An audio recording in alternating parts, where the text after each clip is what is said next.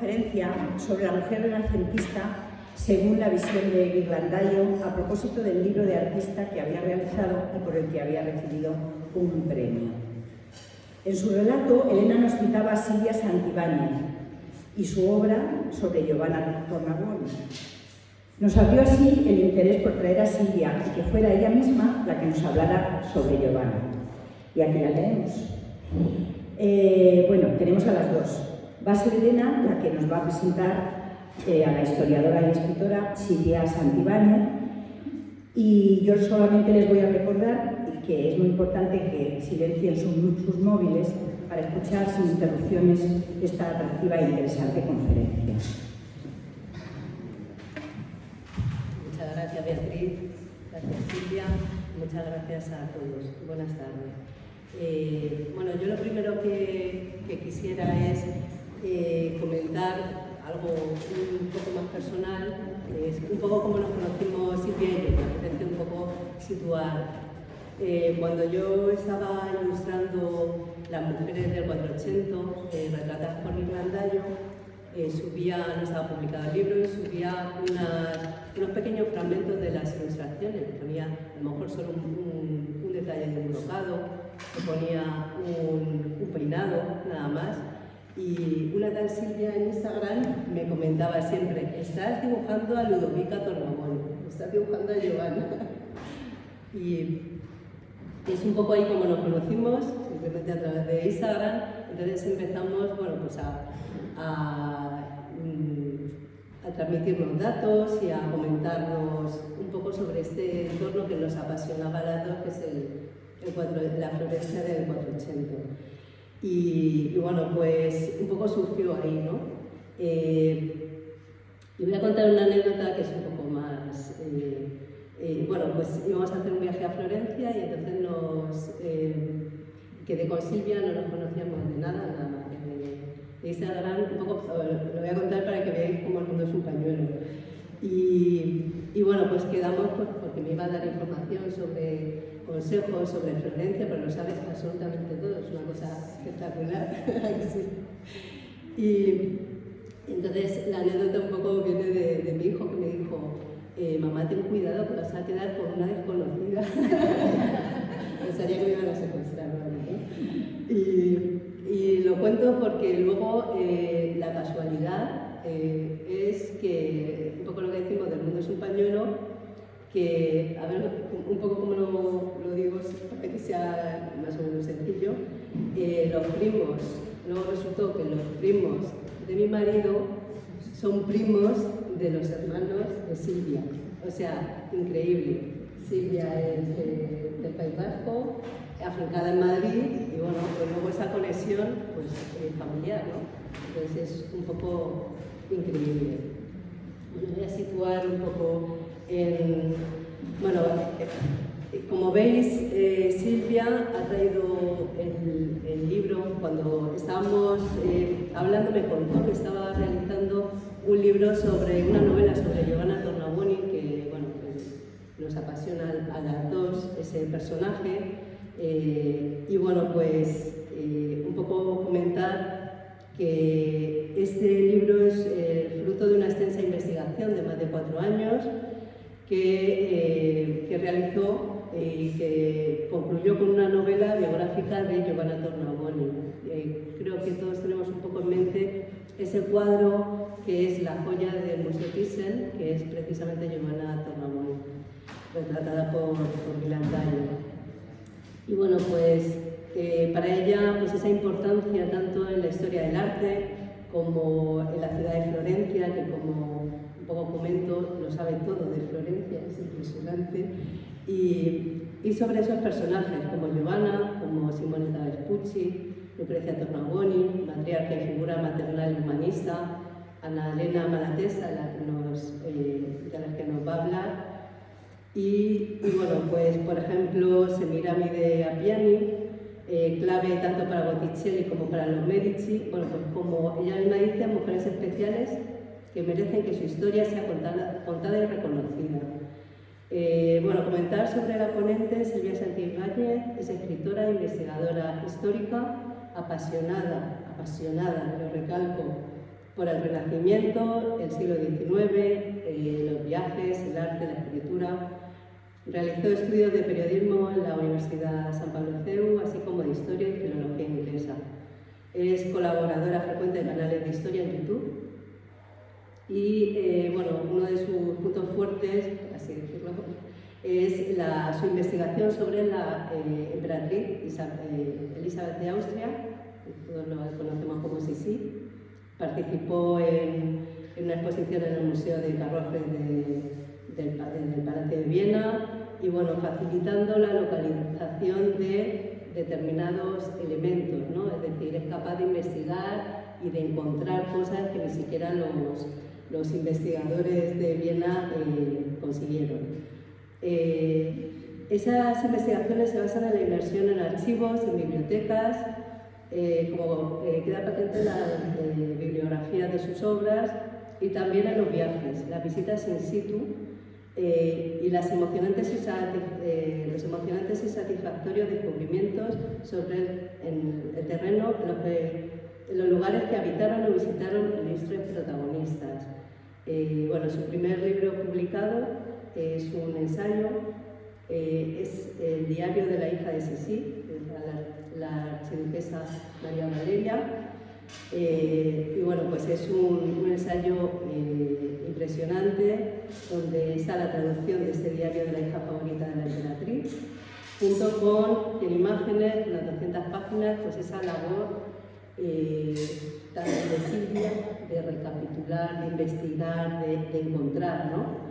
Recientemente también ha publicado El guardián de majestades sobre los royals de finales del siglo XIX, principios del siglo XX. Y bueno, un poco para rematar su única novela como tal hasta la fecha, es la que tenemos aquí, que es Giovanna, Amor y Arte, la Florencia de los Medici, que contó con una ayuda especial del Museo Thyssen.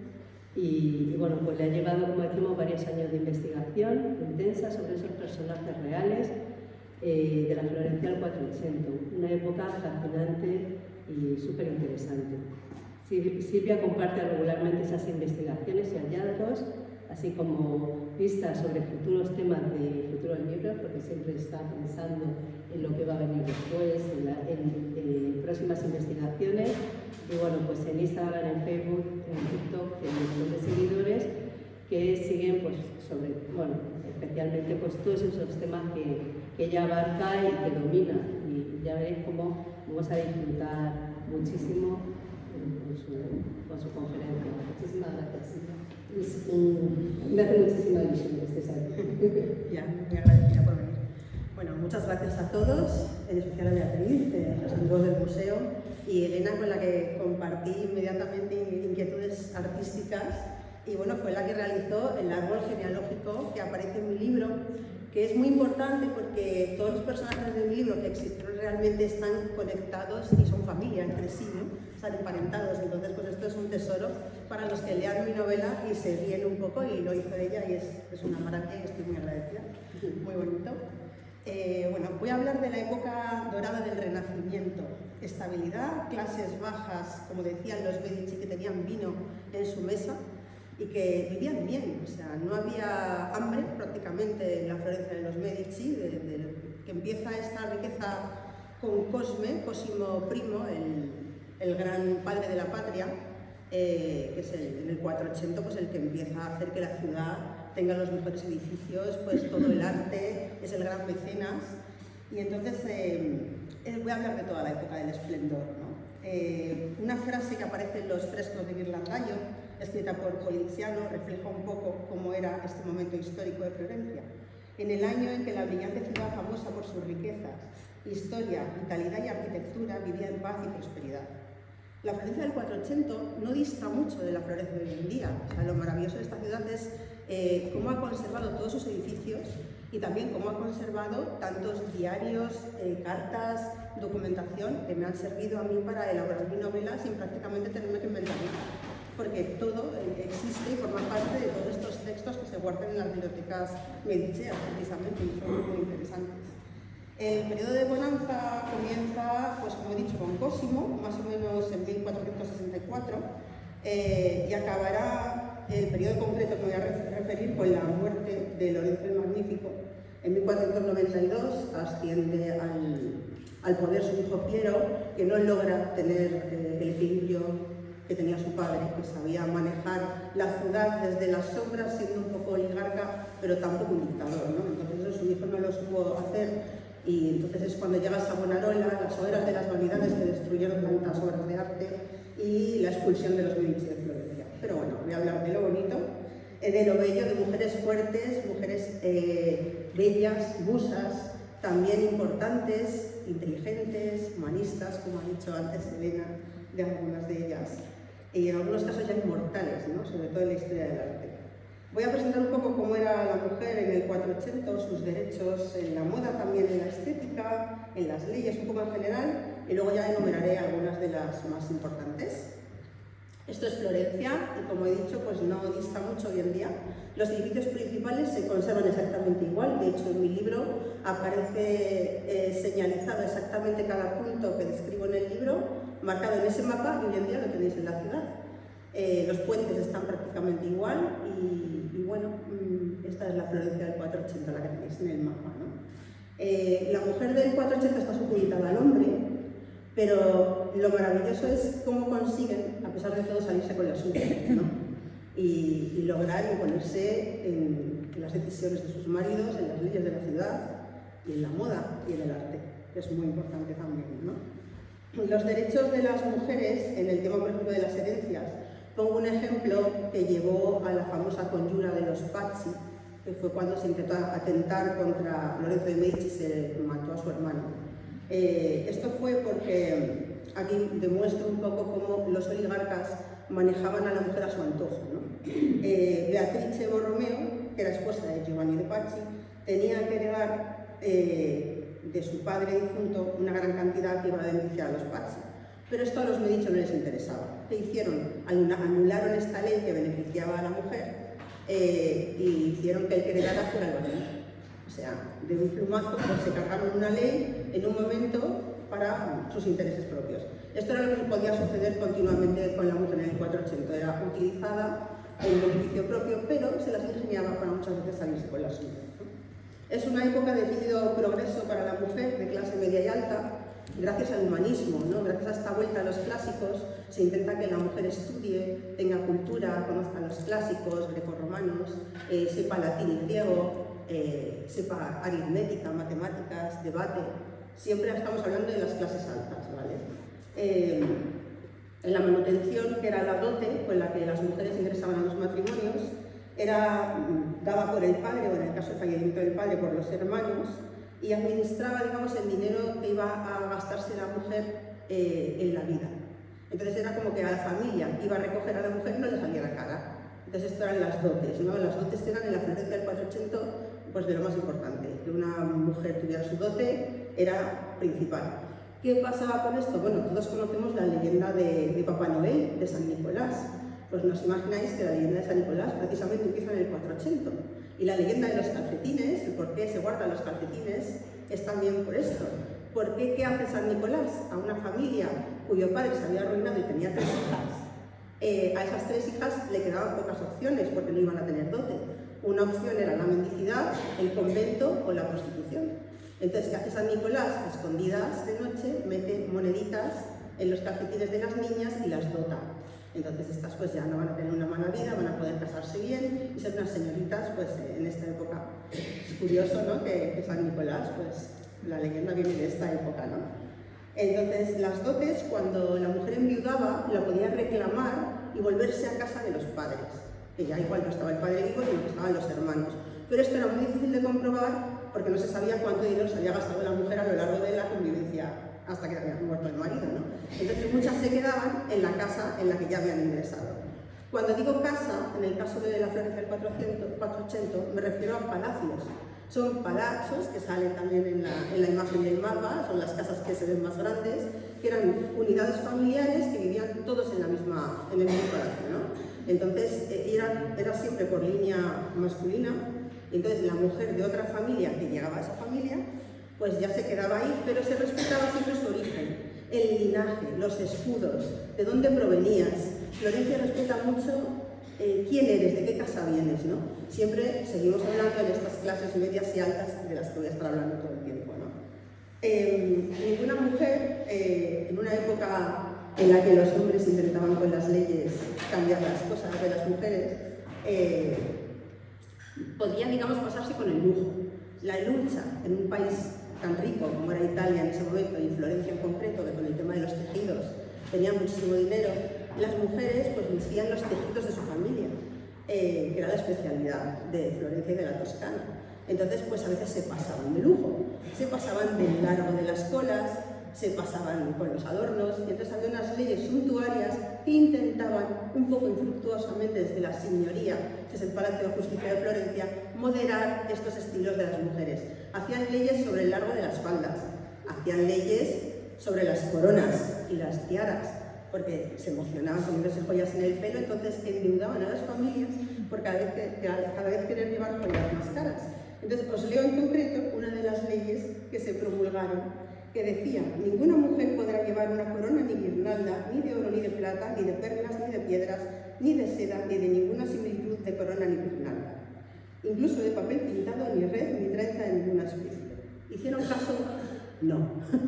Hacían caso para ir a misa, hacían caso para las fiestas principales, y luego se ponían las coronas, las tiaras y todo. Entonces decían, bueno, ¿que nos vais a meter a todas en prisión? Pues no puede ser, ¿no? Pues y seguían haciendo un poco pues lo que querían. ¿Qué pasaba también? Pues ahí ves la riqueza de la manga, ¿no? ¿Nos pone el límite por las leyes suntuarias en el largo de la falda? Pues adornamos las mangas, el bordado más supremo, más bonito y más exagerado. Y entonces competían entre las grandes familias de Florencia a ver quién llevaba la manga más elaborada, que por supuesto en el mecenazo que tenían los artistas se reflejaba en el arte. Esto es de Crivelli, que también a Elena le gusta mucho y lo ha reproducido alguna vez. Y es una manga espectacular que refleja mucho la realidad de cómo era, ¿no? Cuando veáis series de los Medici en televisión, ni caso. No hay presupuesto en ninguna serie de televisión o película a día de hoy que iguale la calidad de las telas y la riqueza de los tejidos de esta época. Aquí pongo un ejemplo del largo de la falda, solían ir con cola. Si algunos habéis estado, por ejemplo, en Pompeya, os habréis fijado que hay unas piedras que hacen como unos pasos de cebra, porque en esa época pues, los carruajes manchaban, el suelo estaba sucio, y se supone que las damas o los señores no se querían manchar su ropa, ¿no? Florencia estaba toda pavimentada, o sea, era un lujo también en esa época, 1400 y pico, que estuviera toda la ciudad pavimentada, y podían permitirse esto. Y esto es de las mujeres, pero es que los hombres, alguna vez habéis visto seguramente los cuadros de los Reyes Magos de la época del Renacimiento, que llevan como unos leotarditos y parece que van en pies directamente. Esos pies, o sea, el leotardito llevaba una suela de cuero. ¿Por qué se podían permitir eso? Porque Florencia y casi toda la Toscana estaba pavimentada, ¿no? Entonces no se manchaban ni de los excrementos de los caballos, ni de nada de esto. Era una ciudad bastante civilizada, ¿no? Tenían un continuo cuidado de sus calles y de su arquitectura. Sobre la moda y la mujer, se llevaba como una especie de camisa que viene de la herencia romana. La ropa interior femenina es como una camisa, como un camisón blanco que va por debajo, de diferentes grados de lujo según la categoría social. Llevaban bordados, encajes, de todo, cuellos muy bonitos, varios tipos de camisas que también existían en Castilla. Y eso lo reflejo en mi libro porque lo leí en las cartas y diarios de la época, que es una cosa muy curiosa. Si no me voy a ofender, la mujer castellana se cambiaba un poco la camisa, pero la florentina, por lo menos cada 2 días se cambiaba la camisa. Entonces, cuando una esclava o sirvienta de Castilla llegaba a Florencia, se encontraba con el regaño de las señoras, decía, antes presentándome otra vez la camisa de ayer, o sea, no, yo llevo cada día una distinta o la ropa diferente, ¿no? Entonces, encima llevaban una pieza muy rica también, que es como una especie como de pichi, que es la gamurra, ¿no? O la giornea, que es la parte esta que habéis visto antes con la cola. Bueno, esta es una imagen muy bonita también, es Bianca Maria Sforza, que se casó con un señor florentino muy importante, y es el tipo de ropa que lleva. Esto es una imagen del Museo del Tejido italiano, que investigan también todo esto y lo reflejan muy bien. Y aquí veis otra vez la riqueza de las telas, las mangas maravillosas. Aquí el peinado, aquí la dama ha hecho caso a la ley suntuaria respecto a la no tiara y ha dicho, pero me lo pongo todo en las mangas y en el bordado, todo. bien caro, porque esto eran tejidos que venían normalmente de Inglaterra. Había un comercio muy grande entre Inglaterra y la Toscana en barcos, y venía la lana, pero los toscanos la teñían. El río Arno de Florencia estaba siempre teñido con los colores de los tintes de los tejidos, y creaban estas maravillas, ¿no? Si por casualidad os gusta ver la autenticidad de esto, no lo vais a encontrar en Florencia, pero ¿sabéis dónde sí? En Madrid. En el Museo Lázaro Galdiano tienen unos cajones que contienen telas originales del 480, y es una maravilla, ¿no? He intentado reflejaros un poquito cómo era la riqueza. Pues os digo que ninguna serie de televisión iguala cómo era. Este es el batisterio de Florencia, y pues es una ceremonia, una fiesta, y esta imagen sale en un baúl. Estos baúles también aparecen en mi libro muy bien explicados, y es cuando una mujer se casaba, en el desfile de la boda llevaban los baúles, que estaban siempre artesonados con madera y con incrustaciones de marfil y obras así de dibujo y de pintura muy bonitos, y que reflejaban pues de dónde venía la dama, a dónde se dirigía, y el lujo y el nivel y el rango de la casa a la que pertenecía, ¿vale? Aquí veis otra vez las telas. Esto es de los frescos de Ghirlandaio de Santa María Novella en Florencia. Esto lo investigó también Elena, uno de nuestros temas de unión y de debate. Son símbolos heráldicos que reflejan el poder de los Albici y de los Tornabuoni. La parte de la izquierda es el cuadro de Giovanna del Museo Thyssen. El centro es la misma tela en los frescos de Santa María Novella, y de la derecha es la ropa de su cuñada, que luego os la mostraré, porque la tela la compartían en el vestido la cuñada y Giovanna, ¿no? Entonces es la misma tela para que se vea el nivel. Aquí el Museo del Tejido ha reproducido en Italia pues cómo sería más o menos el patrón, y ahí veis a la izquierda a Ludovica, que es la hermana pequeña de Lorenzo, que es el que se casó con Giovanna, y a la derecha a Giovanna en los frescos de Santa María Novella, ¿no? Con el tejido. Esto es una ropa de hombre, y los hombres tampoco se quedaban cortos, ¿eh? He tenido acceso en mi investigación a varios inventarios, porque los florentinos, cuando había un fallecimiento, inventariaban todos los bienes de la casa, todos los muebles importantes, las obras de arte y la ropa. Del armario de Lorenzo de Medici no tiene nada que envidiarle de la Chrysler, para que todos nos entendamos, vamos, o sea, pero nada que envidiarle. Es una barbaridad de numerosos pañuelos, veintitantas camisas, y este tipo de, pues otra vez el tejido, que era típico de Florencia, y muy espectacular, ¿no?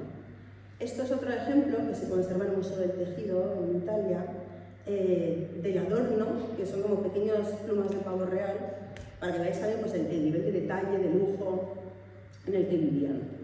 Bueno, esto es otro de los personajes que también tenemos discusión sobre quién es, porque en los frescos de Santa María Novella que hizo Ghirlandaio hay muchos personajes, algunos no están identificados, pero seguimos pues insistiendo en la riqueza y en la moda de la mujer, ¿no? Yo decía que podía ser Clarisa, sí, y me decía... Claro. Silvia, no. Pero por esto no es seguro, hay muchos debates entre todos los estudiosos que no lo tenemos claro. Pero fijaos la riqueza, ¿no? Todos los detalles de la ropa. Bueno, aquí vamos a pasar ya un poquito, ya habéis imaginado la moda, habéis visto Florencia, os imagináis un poquito ya cómo es un poquito todo. En las leyes suntuarias, os acabo de explicar. Entonces aquí la educación de la mujer. La mujer del 480 no distaba mucho de cómo tenía que ser la mujer, por ejemplo, en el siglo XIX, que es otra de mis especialidades. Pues cómo tiene que ser una mujer ideal, pues que sepa bordar, que sepa coser. Cocinar no hacía falta, si eras una señora de esta época. Cocinar no, pero saber algún idioma, tocar algún instrumento, saber idiomas como latín y griego, y si por ejemplo estaban en Italia, no estaba de más que supieran francés. El francés era la lengua como oculta hasta el siglo XIX, casi XX, de toda Europa, ¿no? Entonces, aquí veis un reflejo, estos frescos se conservan también en la Toscana, pero no en Florencia, de cómo un poco pues, las mujeres están como con la ropa típica de la época, cuando son jovencitas, en un telar, aprendiendo a coser a eso, lo que era lo suyo, las telas, ¿no? Otro momento muy importante en la familia eran las joyas, que formaban parte de la dote, y era pues, como un reflejo del lujo, del poder. Y aquí es Giovanna Tornabuoni en su cuadro, en el Museo Thyssen, que es un cuadro póstumo que se hizo tras su muerte, murió muy jovencita, con 20 años, supuestamente de parto. Y bueno, lleva la joya, que yo creo una réplica, por cierto, aquí. Esta joya es de familia, o sea, cuando muere Giovanna se queda dentro de la familia, luego aparece en la dote de Ludovica, de su cuñada, ¿no? La parte de atrás, la otra joya que aparece es otra joya familiar muy importante con rubíes y perlas y bueno, estas joyas pasaban de familia en familia. Aquí vemos otro momento de los frescos que también lleva esta joya, por lo cual decimos que también es Giovanna, ¿no? Por la joya del cuello. Y esta es su hermana, o sea, su cuñada Ludovica, hermana de Lorenzo, que lleva en el cuello una joya que se llama Crocetina de San Giovanni o Cruz de San Juan. Y, curiosamente, este tipo de joya la podéis también ver en el Museo de la Flor Galdiano de Madrid.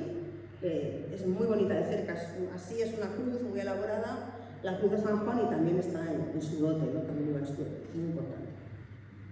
Esta es la joya que llevaba Bianca Maria Sforza, de Ludovico el Moro, pues también que es una joya de familia, que tiene un lema con el logo del escudo familiar, perlas de varios colores, pues reflejando la riqueza de la familia. Cuando había un evento importante como una presentación de un niño que había nacido, una fiesta, el carnaval florentino, que era donde desarrollaban todos los lujos, pues las joyas eran una parte importante de decir, aquí estoy yo con mi rango, con mi familia y con mi casa, ¿no?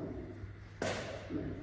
Vamos a empezar ya con las mujeres importantes. Ya os he explicado un poquito la mujer en el Renacimiento. Voy a mirar si se me queda algo, porque luego me pongo muy nerviosa si se me ha quedado algo importante que os quería contar. Os he contado lo de la dote, lo del respeto a las casas. Por ejemplo, cuando investigué sobre Giovanna, me sorprendía que el escudo Albici, que era la familia de Giovanna, estaba presente en todos los palacios de los Tornabuoni, porque el rango, la familia a la que venía se respetaba muchísimo, ¿no? Entonces también cuando había un fallecimiento, o sea, si una familia importante se quedaba viudo, se respetaba mucho no ofender, digamos, a la muerta haciendo una gran fiesta con la siguiente que se casaba con el viudo. Se hacía como por la puerta de atrás, para que siempre se respetara el linaje, la casa y pues todo esto que era tan importante para los florentinos, tan importante que lo han continuado a través de los años hasta el día de hoy. Y de hecho, en mi investigación, ¿te acuerdas los joyeros que me compraste el gatito? Sí, bueno, pues son unos joyeros con los que yo hablé en otra visita y les conté mi proyecto y me dijeron, nosotros también, nuestra familia de linaje del 480, tenemos unos diarios, si quieres los puedes investigar. Los tesoros que me encontré en esos diarios, maravillosos. O sea, han respetado el linaje hasta el día de hoy, ¿no? O sea, Florencia es muy conservadorista de todo su tesoro patrimonial y eso es muy importante. Bueno, contaros que el divorcio en esta época no existía tal cual, existía el repudio legal. Era muy problemático por esto de no ofenderse entre familias, lo que podía llevar a guerras incluso, con lo cual se intentaba no realizarlo, y se hacían anulaciones, ahí sí metiendo en medio digamos, al Papa, cosa que no se hacía para casarse, porque no sé si sabéis que hasta el Concilio de Trento, es de 1545 a 1563, el matrimonio con cura no era obligatorio. El matrimonio era un contrato entre familias, ¿vale? Entonces, hasta que no llega se hacía siempre una misa, porque eran muy católicos, para que el sacerdote o el obispo o lo que sea bendijera la unión, pero no era obligatorio, era algo civil, algo totalmente, hasta el Concilio de Trento no era obligatorio la presencia de un sacerdote, ¿no? Esto es interesante. Bueno, las nuevas educaciones os he contado un poquito, el recato era muy importante también, la mujer no salía pasada cierta hora de la noche. Esto tiene mucho que ver con Annalena Malatesta, que es esta señora de aquí, que era una monja. No empezó siendo una monja, ahora os cuento. Entonces, ella es un pilar importante en el recato de las señoritas florentinas, ¿no? Contaros que la mujer italiana siempre es la mujer italiana, o sea, las señoras florentinas eran la mamá italiana tiene influencia, tiene poder y no se deja tampoco aminalar tan fácilmente, ¿no? Entonces, las mujeres también colaboraban en la economía familiar, a veces atendían los negocios, colaboraban en vender las telas, atendían el comercio y luego os contaré algún caso de alguna mujer que fue incluso banquera, ¿no? ¿Qué pasa con Annalena Malatesta? Os he hablado al principio de Cosme de Medici, que es el gran padre de la patria, era su padrino. Ella se casó con este señor de aquí. Este señor tiene una historia muy curiosa también. Este es Baldaccio d'Anghiari, era un gran soldado y marino. Florencia no tenía un ejército profesional, sino que eran todos condottiero. Condottiero es soldado a sueldo que la propia Florencia contrataba, ¿no? Entonces, este fue un condottiero muy importante, pero que empezó a ser tan importante y a tener tanta influencia con los soldados y con los marinos, que a los jefes de Florencia les dio un poco de esto no nos está gustando, está teniendo demasiado poder. ¿Qué hicieron? Se lo cargaron, entonces lo tiraron desde lo alto de la señoría, y a día de hoy aún los guardias de la señoría que se quedan por las noches dicen que su fantasma se aparece.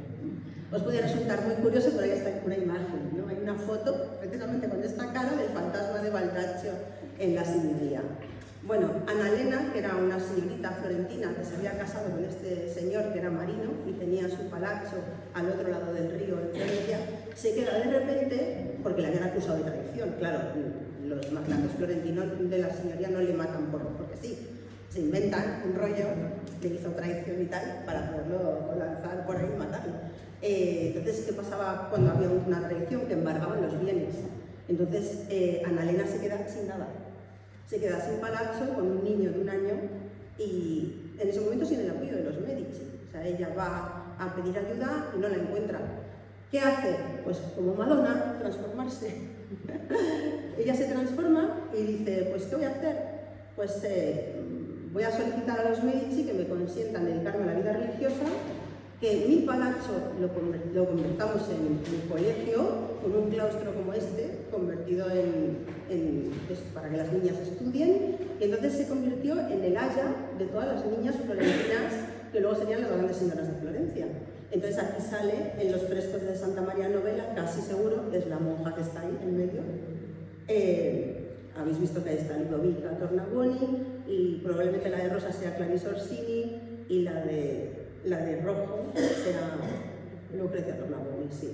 Estas son hipótesis que nos guiamos un poco por los rasgos faciales y por la importancia de las mujeres, porque estos frescos de Santa María Novella lo que reflejan es el poder de los Tornabuoni y la historia de San Juan en la ciudad, San Giovanni, que era el patrón de Florencia, y también porque Tornabuoni, el patriarca, se llamaba Giovanni, el hijo que tuvo Giovanna se llamaba Giovanni, Giovanna se llamaba Juana también. Entonces, bueno, en Florencia decías Giovanni y te contestaban 7, y decías Florencia y te contestaban 27. Es lo que hay. Bueno, Annalena Malatesta, como digo, se transforma, logra, con el apoyo de los Medici, reencauzar su vida. Tristemente su hijo muere, entonces ella se dedica plenamente a esta educación de las niñas florentinas, y todas las niñas Medici, las Albici, las Strozzi, todas las grandes familias de Florencia se crían con ella, ¿no? Es como si fuera un internado, están con ella entre semana y el fin de semana van a casa con la familia, ¿no? Entonces, ella también se involucra mucho en los partos, se involucra mucho en las dotes, en los ajuares. El ajuar de la mujer florentina, os podéis imaginar cómo era el riete de las reinas del siglo XIX, o sea, era brutal. Todos los bordados, las telas, las mejores joyas, brocados.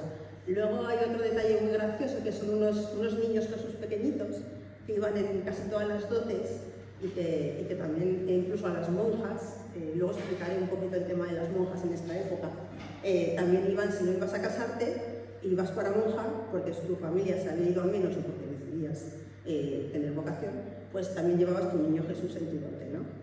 Entonces, el convento de Annalena es tan importante que aún a día de hoy, en esa zona del otro altrar, ¿no? Que se llama, el otro lado del río en Florencia, hay muchas calles, sitios, bares, jardines que se llaman Annalena, y tenía una ley incluso que prohibía que delante de ese convento donde se educaban las niñas hubiera ni mendigos, ni venta ambulante, ni prostitución, ni gritos, ni ningún tipo de problema.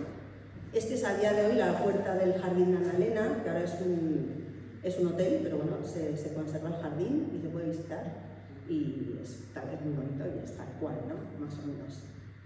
Esta es la siguiente mujer importante de la que quiero hablar, que es Lucrecia Tornabuoni. Lucrecia Tornabuoni es la madre de Lorenzo de Medici, Lorenzo el Magnífico. También es hermana de Giovanni Tornabuoni. Están todos emparentados, como estáis viendo. Giovanni Tornabuoni es el padre de Lorenzo Tornabuoni, que es el marido de Giovanna, ¿no? Todos emparentados.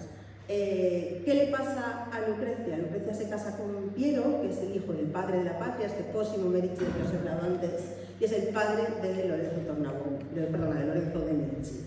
¿Qué pasa con Piero? Que Piero no es tan buen negociante como fue su padre, ni tanto como lo sería su hijo.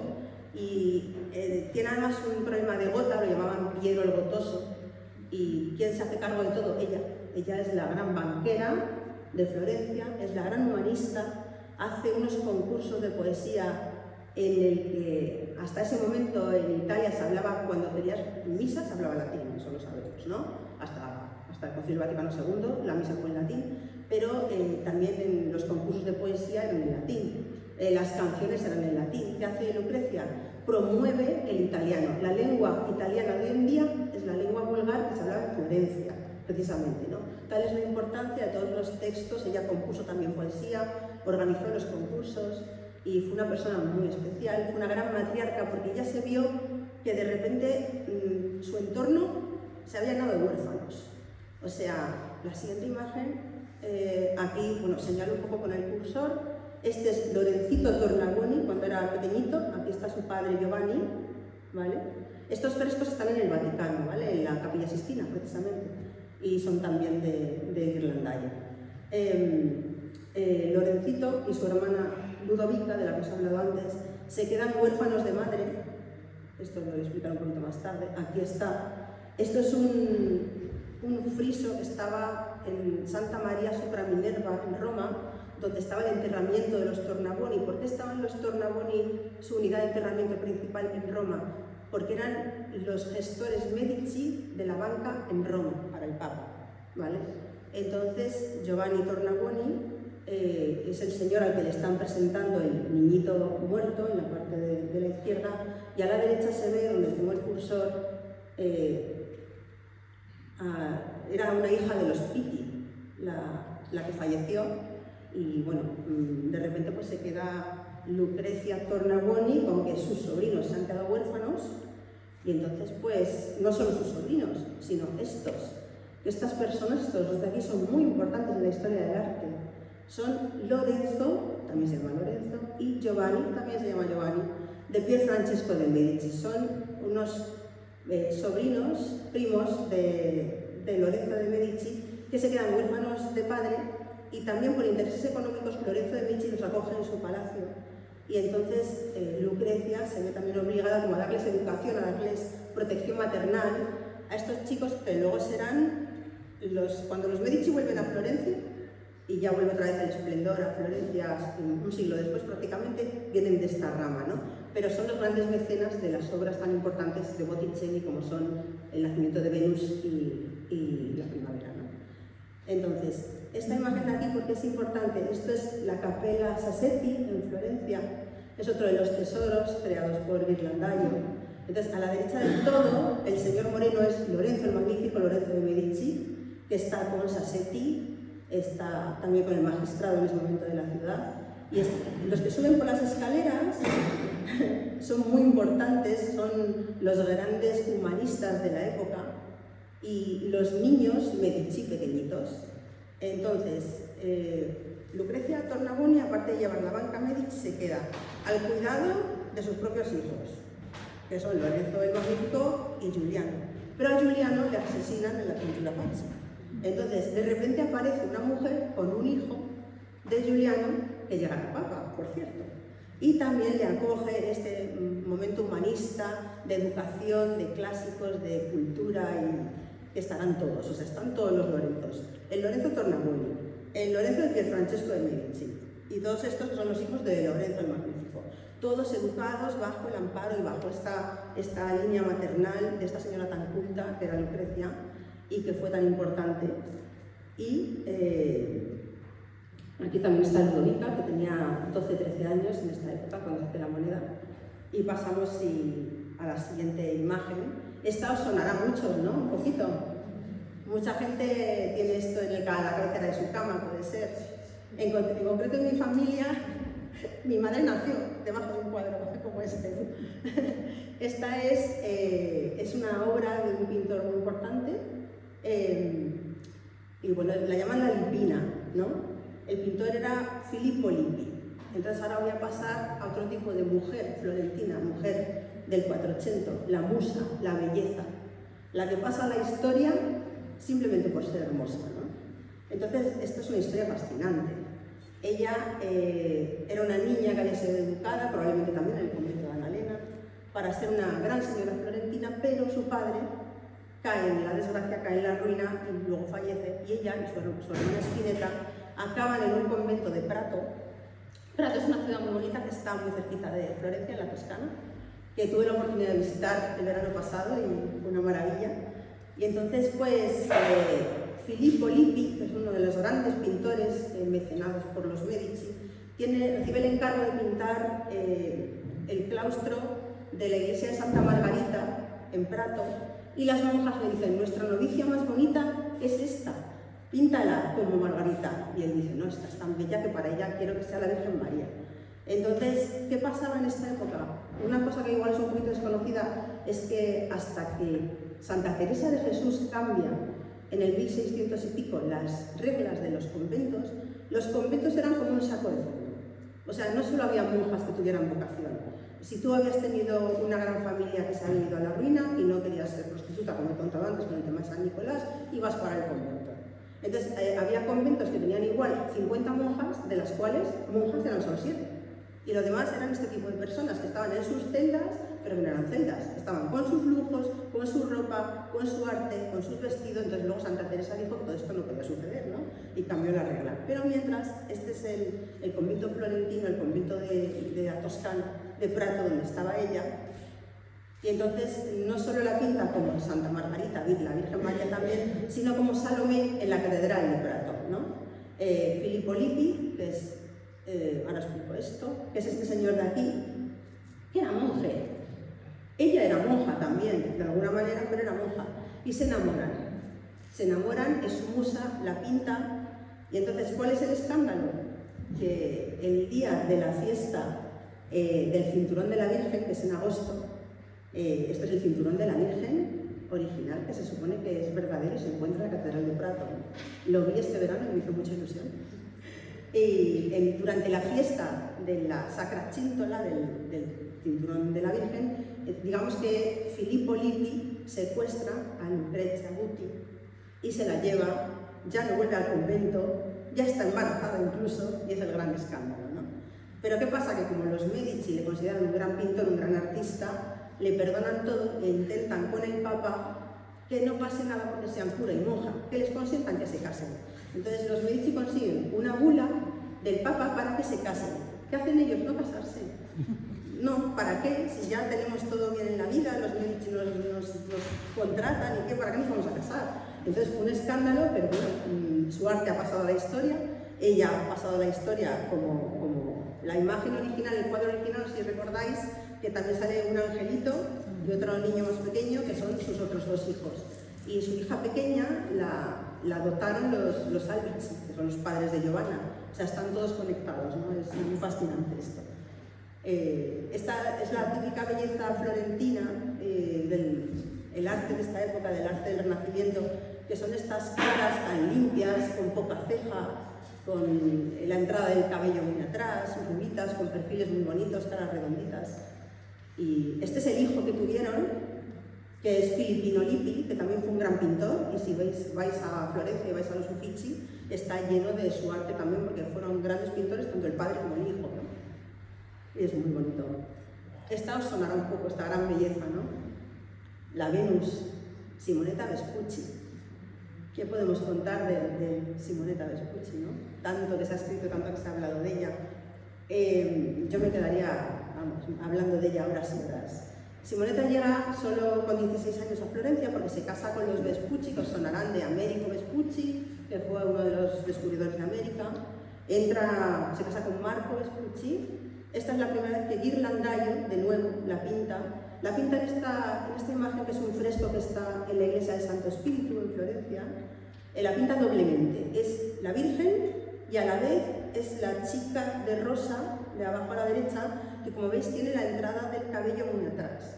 Esto es una práctica que se hacía en la Toscana, que las mujeres consideraban que la belleza era una frente muy amplia, incluso se depilaban a veces la primera franja del cabello. También estaba bien ser rubia, casi todas eran rubias o se teñían, entonces no se ha inventado nada hoy en día, la verdad. Ellas también tenían sus métodos de hacerse mechas. Cogían un sombrero de paja, que tenía agujeritos, sacaban los mechones de cabello por los agujeritos, les echaban cerveza o limón y se ponían al sol. Entonces, algunos frescos, si os fijáis, del Renacimiento tienen en los tejados a las mujeres con estos sombreros tomando el sol para que se les aclaren los cabellos, ¿no? Entonces, Simonetta se convierte en la gran belleza florentina, en la musa, en la perfección. Sus peinados se copian por todas las toscanas. O sea, incluso, vamos a ver, cuando Simonetta muere, Giovanna tiene solamente 8 años, pero cuando Giovanna se casa, se siguen copiando los peinados de Simonetta. Aquí está muy bien reflejado por Botticelli, ¿no? Lo que lleva en este momento en el cuello es el sigillo de Nerone, el sello de Nerón. El sello de Nerón, del anillo de Nerón, realmente formaba parte del tesoro de los Medici. ¿Por qué tiene Simonetta esto al cuello? Porque Simonetta era musa y bueno, no se puede hablar de Simonetta sin hablar de Giuliano de Medici, ¿no? Giuliano es, si Simonetta es la musa de Botticelli, podríamos decir que Giuliano es el muso, porque es que todos los personajes masculinos de Botticelli son Giuliano. Y a veces lees cosas y dices, ¿quién era de verdad el amor de Botticelli? ¿Era Simonetta o era Giuliano, no?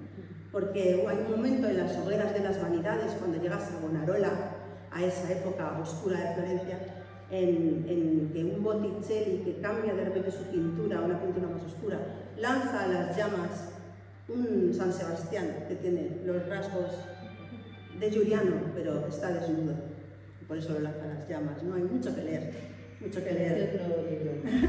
Era siguiente, sí, eso será. Estoy trabajando en una segunda parte muy intensa. Giuliano de Medici, acordaros que fue asesinado en la Congiura Pazzi, pero estaba enamoradísimo de Simonetta, ¿no? Entonces encargaba obras para ella. Bueno, entonces en una justa, las justas eran estas batallas que habéis visto muchas veces en películas de guerreros que se hacían para conmemorar, en este caso concreto, Giuliano llevó este estandarte que llevaba a Simonetta como Palas Atenea en una justa que conmemoraba la paz de Milán con Florencia, ¿no? Los estados, todavía Italia no estaba unificada, eran varios estados que se unían entre sí, pues porque siempre estaban en guerra, siempre estaban en peleas por territorios. Entonces, bueno, la Sanspar, os he dicho antes que el francés era como la lengua romance de la época, la Simpar, porque le decían que era la gran belleza, ¿no? Entonces, Simonetta estaba casada con Marco Vespucci y Giuliano, digamos que, bueno, hay un tema ahí, ¿qué era esto? ¿Fueron amantes? ¿No fueron amantes? Lucrecia Tornabuoni, de la que os he hablado antes, que era madre de Lorenzo y Giuliano, decía a todo el mundo que no, que en realidad tenían un amor platónico y cortés, pero bueno, esto nos lo creemos a medias, ¿no? Botticelli, una vez más, aquí es la primavera, las maravillosas gracias, las 3 gracias de la primavera. Esto representa un momento histórico muy curioso en el que las mujeres del Renacimiento también son protagonistas. La mujer de la izquierda es Leonora de Aragona, hija de Ferrante de Nápoles, cuando realizó un baile en su camino desde Roma, o sea, desde Nápoles, pasando por Roma y por Florencia, para casarse en Ferrara con este Ferrante que era tan importante, era otro señor importante, ¿no? Que fue luego, el hijo fue el que estuvo casado con Lucrecia Borgia. Aquí todo está entrelazado. Entonces, la de en medio es Simonetta Vespucci, de la que os estoy hablando, que en el cuadro está mirando a precisamente Mercurio, que es otra vez la cara de Giuliano. Y la de la derecha, que tiene el peinado característico florentino y la joya característica florentina, como esta al cuello, es Alviera de Albici, la hermana de Giovanna. Entonces eran las 3 bellezas que quedó en la memoria popular florentina. Qué bellas estas mujeres que han bailado en las fiestas para las bodas de Eleonora de Aragona, qué bonito, ¿no? Entonces Botticelli lo representa, no sin jugar a que en esa época el que viera el cuadro adivinara de lo que estaba hablando, ¿no? Aquí hablo un poquito de los peinados, como he dicho antes que los peinados de Simonetta fueron copiadísimos. Este era el peinado típico florentino, que también lleva Giovanna en su cuadro, con un moño atrás y unas ondas aquí sueltas delante. Estas son las Sassetti, las hijas del señor que os he enseñado antes de los frescos también. Y aquí a la derecha también se puede ver las mujeres con los cabellos muy largos, muy trenzados, pues siguiendo un poco la copia de esta moda que impulsó Simonetta Vespucci. Si bien la mayoría de las mujeres florentinas y señoras de las grandes casas salían adelante, digamos, con muchos hijos, teniendo muchos hijos, Simonetta no tuvo hijos. Dicen que puede que muriera por un intento antinatural de quedarse embarazada, ¿no? O tuberculosis, no se sabe. El caso es que muere y pasa un poco a la historia del arte como Venus. Aquí está con uno de los vestidos, que ahora os voy a explicar el por qué tiene importancia. Veis lo bella que era, y este es otro de los vestidos. Entonces ahora os voy a explicar un poquito, como os he dicho antes, los inventarios florentinos que se realizaban a la muerte de los personajes importantes. Pues hubo un muy importante inventario que se realiza en casa de los Medici y se encuentra dos vestidos en un arcón, uno es este blanco y otro es este de flores, que sale repetidamente en todas las obras de Botticelli. Este vestido de flores lo llevó Simonetta en ese momento que os he dicho que era la justa, que celebraba la paz de Milán con Florencia, en la que Giuliano llevaba el estandarte con ella como Palas Atenea y la ofreció ser la reina de la belleza, y fue pues, un momento memorable en la historia de Florencia también. Y estos vestidos se conservaron en la familia Medici. Entonces, volviendo a qué eran amantes, ¿qué eran? Lucrezia Tornabuoni en sus documentos tiene una carta que le manda el Piero Vespucci, el padre de Marco, que era el marido de Simonetta, una vez falleció Simonetta, y le dice: cuando la bendita alma de vuestro Giuliano visitaba mi casa, muchas veces me decía en presencia de Niccolò Martelli que él era el joven más infeliz no solo de Florencia sino de toda Italia. Y yo tuve tanta compasión y dolor que deseé para darle el gusto, para hacerle feliz. Y tanto mi hijo Marco como yo hicimos lo que pudimos como merecía su bondad y honestidad y gentileza. Le dimos todas las prendas de Simonetta y nos privamos de su retrato. Habiendo hecho Marco y yo tan buen capital de él, sirvientes y dinero y todo lo que pudo, ¿cómo hubiera podido yo tener la crueldad de privarle de esas cosas? Entonces dices, ¿qué pasa aquí? Eran amantes, la familia Vespucci se beneficiaba de Simonetta. Hay cartas que indican exactamente eso, ¿no? Que digamos que hacían la vista gorda porque Giuliano, el gran hermano del gran señor de Florencia, Lorenzo el Magnífico, fuera el amante de Simonetta, porque recibían influencias, negocios, dinero, sirvientes. Bueno, esto es un tema, en mi libro lo explico muy bien porque es mucho más denso, pero no me quiero extender. Para siempre será la Venus, bellísima, pintada por Botticelli. Y bueno, esto es de Leonardo da Vinci. Y diréis, ¿por qué da Vinci de repente? Bueno, Simonetta Vespucci ya tenía un honor muy especial en su muerte, que se reservaba a ciertas personas solamente en Florencia, que era ir en ataúd abierto. La belleza de Simonetta era tal que los florentinos no querían despedirse de ella, y como se hace en Sevilla con la Macarena, la entraban y la sacaban de la iglesia porque no querían que el público la dejara de ver, ¿no? Entonces, esto es un boceto que hizo Da Vinci, se supone que es Simonetta fallecida, reposando sobre su cojín en su camino de su entierro. Y esto es para que hagáis una idea más o menos cómo sería, ¿no? El entierro con ataúd abierto, con todos los señores de negro, con picas, los caballos de negro por Florencia, y bueno, había muchísima gente en el entierro de Simonetta. Y una cosa muy curiosa, vuelvo a la Venus, es que la iglesia donde está enterrada Simonetta, no sabemos exactamente dónde estaba su tumba, pero lo sabemos porque ¿quién está enterrado a sus pies? Botticelli. El pintor Botticelli pidió ser enterrado a los pies de la tumba de Simonetta Vespucci, ¿no? ¿Qué pasó? Que se perdió la tumba de Simonetta. ¿Cómo se perdió? Pues la Venus volvió a las aguas. En una de las crecidas del Arno, que a veces inunda en la ciudad, el catafalco de Simonetta fue hacia el agua y desapareció. Es una leyenda, pero que es bonito, ¿no? Pensar que la Venus volvió a las aguas y para siempre será Venus, ¿no? Bueno, ya está aquí mi Giovanna, ¿no? Nuestra Giovanna. Esto es la cercanía en el fresco, no el retrato del Thyssen, sino el fresco, que es más realista. Y vemos una Giovanna, pues, con un poco de papadita incluso, ¿no? Más realista, bella, porque es bellísima, la tela es espectacular, con el moño florentino típico. Y entonces, ¿qué pasa con Giovanna? Pues que vivió por muy pocos años, puede no ser importante para mucha gente, pero es que su ambiente, todo lo que la rodeaba, era tan importante. O sea, los Medici, los Albizzi. Antes, cuando he hablado de Lucrezia Tornabuoni y su influencia humanista, Lucrezia Tornabuoni era hermana de la abuela de Giovanna, ¿no? Teodora Tornabuoni, tuvo 12 nietas. O sea, para el padre de Simonetta, imaginaros, con lo que os he explicado antes de las dotes, lo que tuvo que ser dotar a 12 hijas, que todas se casaron muy bien, ¿eh? El hombre se lo montó bien y todas se casaron muy bien. Y entonces, pues esta educación humanista también se amplía a Giovanna. Giovanna hablaba idiomas, latín y griego, tenía mucha cultura, matemáticas, aritmética, historia, bordaba, cantaba, tocaba el arpa, todo, ¿no? Una maravilla. Entonces, ¿qué pasa con Giovanna? Que se casa con Lorenzo Tornabuoni.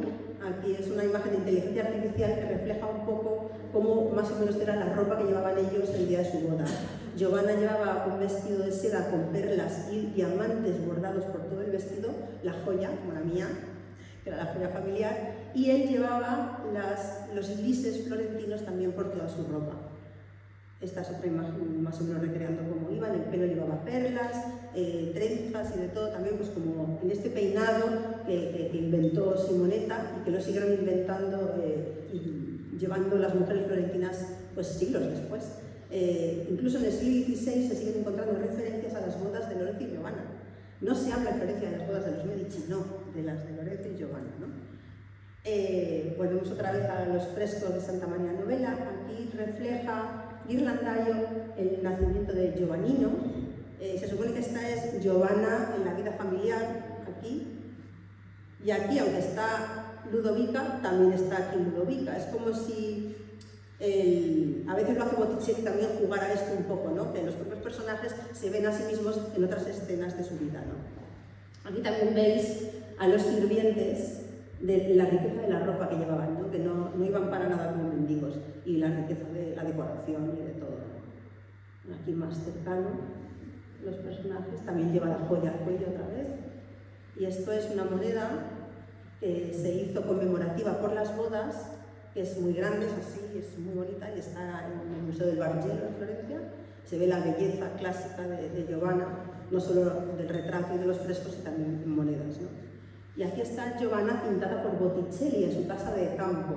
Los florentinos solían tener, los florentinos de alto nivel, una segunda residencia en las afueras de la ciudad que sostenía a la casa principal. Era una residencia que a la vez era finca, tenían ganado, ovejas, leche, vacas, cultivos, y era lo que sostenía pues, a la casa principal. A veces también tenían viñedos. Y entonces aquí es unos frescos que estaban en las habitaciones de Giovanna. Es Giovanna entregando a las gracias un pañuelo. El pañuelo o farseto tiene una importancia también en la época florentina. Era como un símbolo de castidad y también de cuando ya no eras casta, porque ya habías tenido hijos, como de en el hogar, como que eras una señora pues, de respeto, ¿no?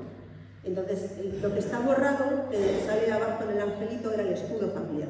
Os he dicho que era muy importante, ¿no? Y se dice que las chicas que salen, las gracias, son las hermanas de Giovanna. A Botticelli le gustaron mucho por su belleza y las retrató también, ¿no? Estos son hipótesis, no se sabe, pero es bonito. Y aquí Giovanna lleva una ropa más sencilla, como más de estar en el campo, que es un vestido de terciopelo granate, ¿no?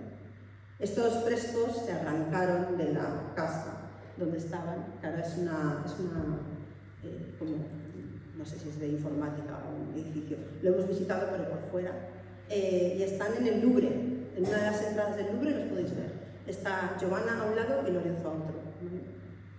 Aquí vuelve a ser Giovanna en los frescos con toda la riqueza de sus vestidos.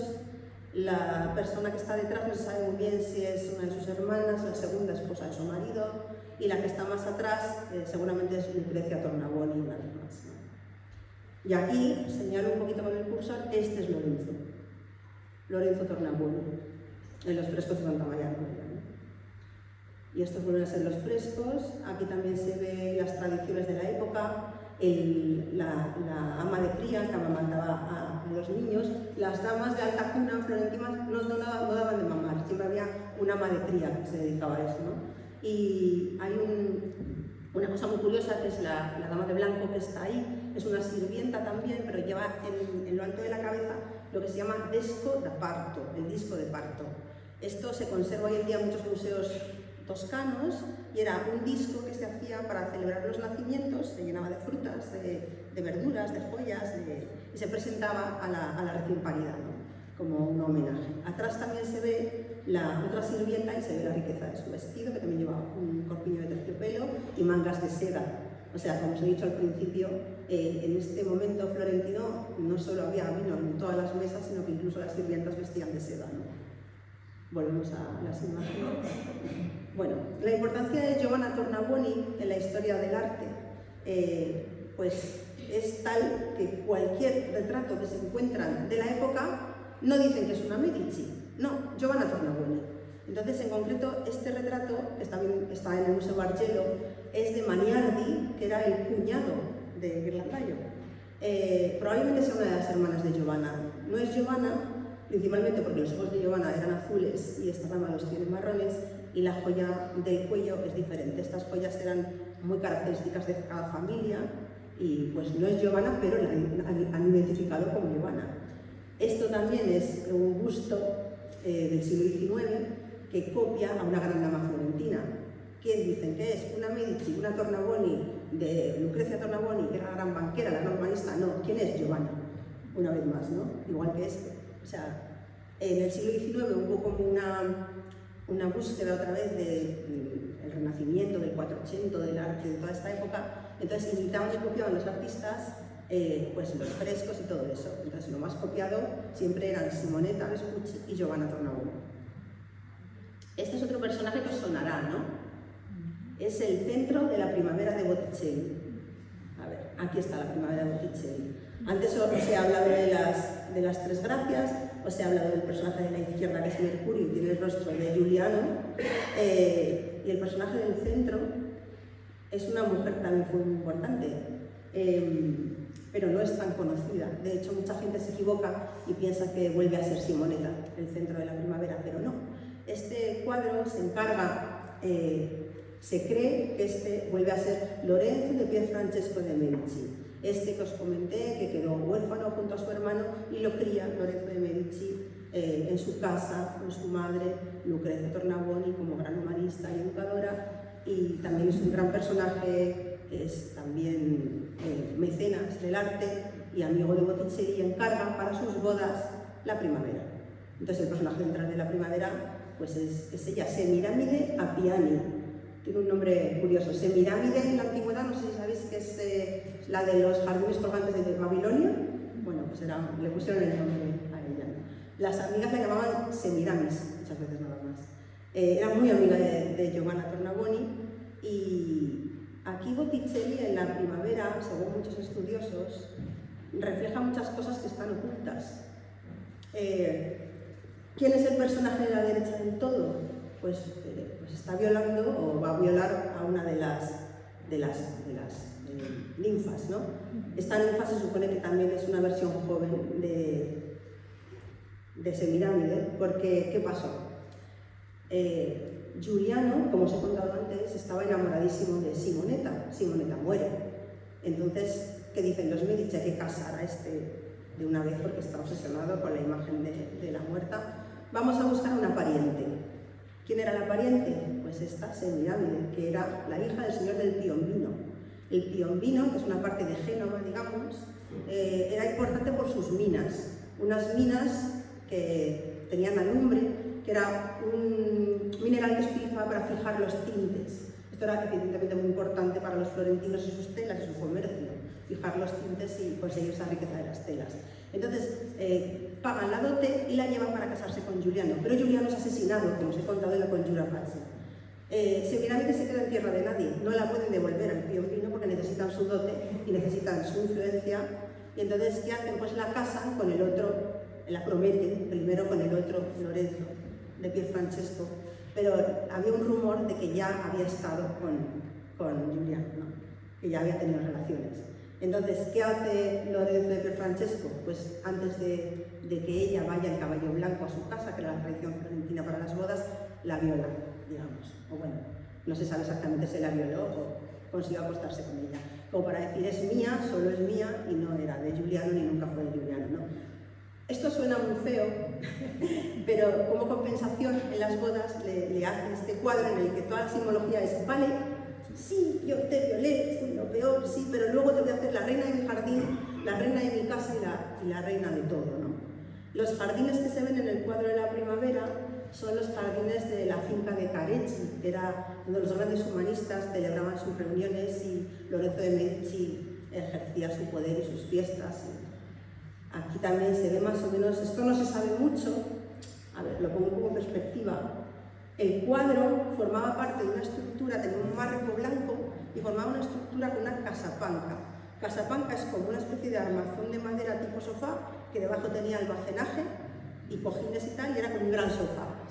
Las dimensiones con inteligencia artificial me han salido reguleras, pero el cuadro es enorme, si habéis estado en el Uffizi sabéis cómo es, entonces imaginaros que el cuadro tiene el marco blanco y el marco blanco unido al sofá. O sea, un gran sofá con el cuadro encima. Cuando llega la hora de las vanidades, este cuadro se salva gracias a la influencia del marido de Giovanna, de Lorenzo Tornabuoni, que corriendo le dice a Semiramide, porque con su marido no se hablaba, eso sale en mis libros si lo queréis leer. Le dice a Semiramide, huye, llévate las obras de arte porque van a por todo. Aquí es Savonarola y sus monjes locos, ¿no?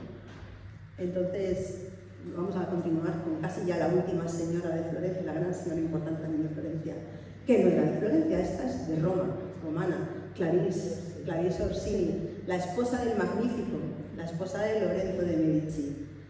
La veis que la moda es diferente, el tocado es diferente. Para haceros una idea, Italia fue muy importante en la moda en el 480, pero hasta que la imprenta, un poquito más tarde, que ya existía en esta época, pero todavía no había hecho tanta evolución, la imprenta no se generaliza, la moda no se homogeneiza, de alguna manera, ¿no? O sea, la moda llega a todos gracias a la imprenta y gracias a eso. Ahora no, ahora cada región tenía su moda. Tú en esta época, por ejemplo, piensas en ¿cómo se llama? Enrique VIII, que es de la misma época, y la moda es totalmente diferente a la de Florencia. Piensas en nuestros reyes católicos y totalmente diferente, ¿no? Cada estado tenía su moda y sus influencias. Entonces, Clarice Orsini viene desde Roma para casarse con Lorenzo el Magnífico y trae pues esta moda más sobria, estos tocados.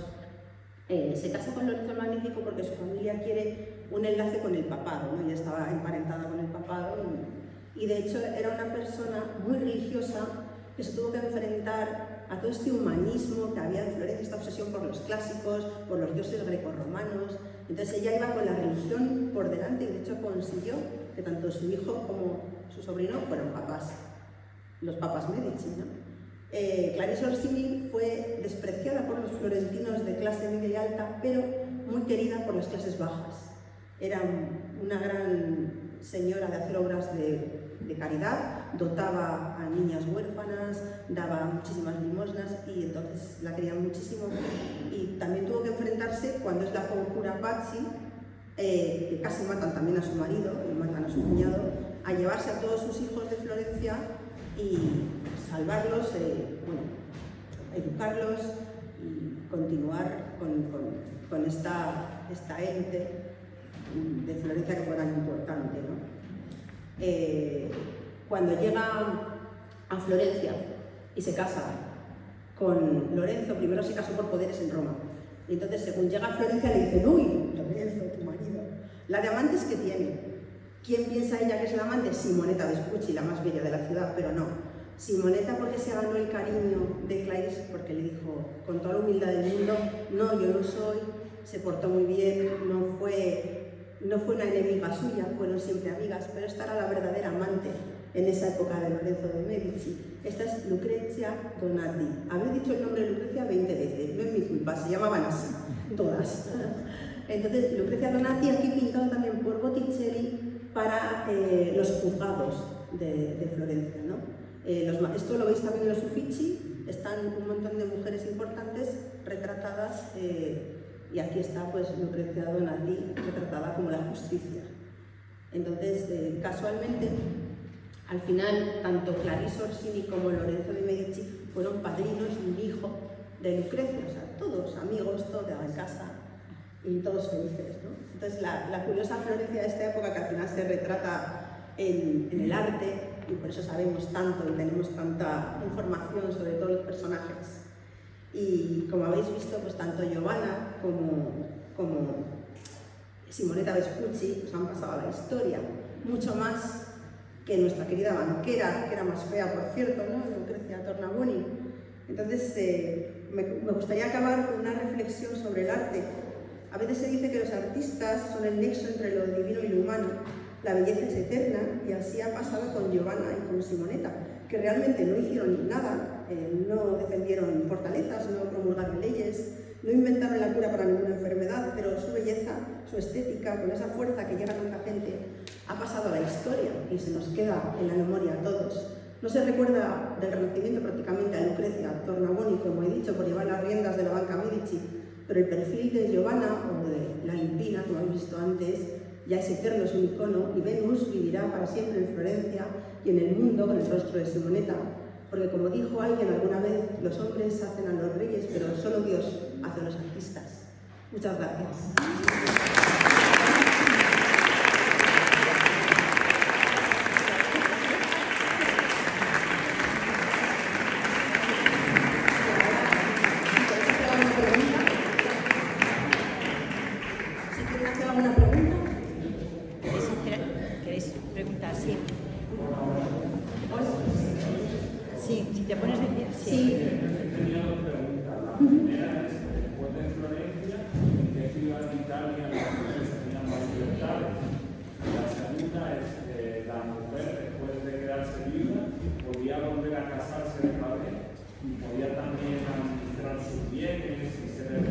Administrar sus bienes siempre dependía un poco de los oligarcas de turno. Antes se me ha quedado una cosa interesante en el tintero cuando he hablado de Annalena Malatesta, el caso de las viudas y los conventos. Hubo una viuda en concreto que dijo: yo no quiero ir al convento, pero tengo un gran patrimonio, tengo una gran dote que me devuelve mi casa de la que falleció mi marido. Fue donde los Medici y les dijo: ¿os puedo alquilar un edificio para hacer un prostíbulo? Y dijeron: claro, el prostíbulo más importante de la ciudad. Entonces, pues era un poco dependía de los oligarcas, de cómo la mujer manejara sus historias, de con quién estuviera emparentada, de los intereses políticos del momento y al final pues de las altas esferas, claro. Sí. Y la ciudad con más libertad para la mujer en Italia después de Florencia era el Véneto, Venecia, en esa época. Era muy rica y eran bastante, incluso libertinas, las venecianas. Sí. ¿Alguna pregunta más?